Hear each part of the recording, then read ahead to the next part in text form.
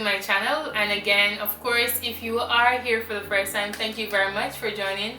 Do stick around. Don't forget to like, subscribe, share, and comment. Alright, so today I'm going to talk about something very interesting. Well, very interesting to me, and I hope it's also very interesting to you. So, of course, when you come to China, it's still a continuation of the Moving to China series. And of course, when you come to China, you are expected to get like a little stipend from home or whatever. Maybe the government gives some students who are on scholarship a little money, or you get it from home. However, sometimes you want to be a little independent. So I'm going to teach you, well, I'm not going to teach you, I'm going to tell you of some of the things you can do to earn a little extra money that is not illegal. Alright, so I'm going to just call them your side hustles. Alright, so in China, the number one thing I think you can do is basically, for females, of course, or males, you can do hairstyles, or you can become a barber. You can do it in your school, in your room, whatever the space is, because it's a thing. So let's say you can do braids, or you can do twist outs, locks, whatever. You can just turn that into a little side hustle. You charge over amount you want to charge for them to come and do their hair. You whether by appointment, or they just text you like, yo, I want to do this. You can do their hair, or you can just cut, because it's a need. And to be honest, most internationals would not they would prefer to go to someone who's an international to do their hair, their braids, or to just cut their hair for them. So of course there will be a good market for it.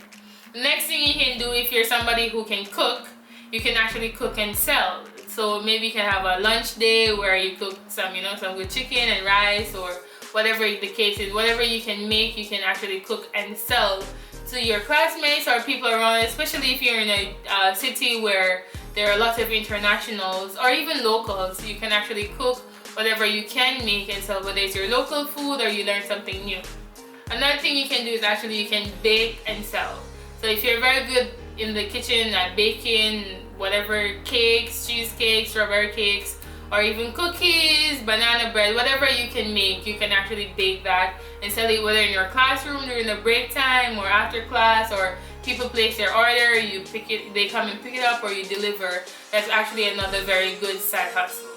Also, please note that I'm not saying you can teach in China because it is illegal, but there are some cities where they go to their school or whatever the case is, especially for master's and PhD students, also for some bachelors, their school gives them like a little letter, permission for them to go out and be like in a kindergarten and teach and stuff like that. But first, please clarify this with your international school of education, the person's in charge, because it's not legal in China if you do it, just get up and go and teach if you're on a student visa.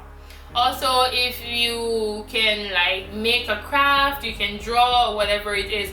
Basically anything you can do, any talent you have. If you can sing for money, like in a very nice place. If you can dance, you can also do that.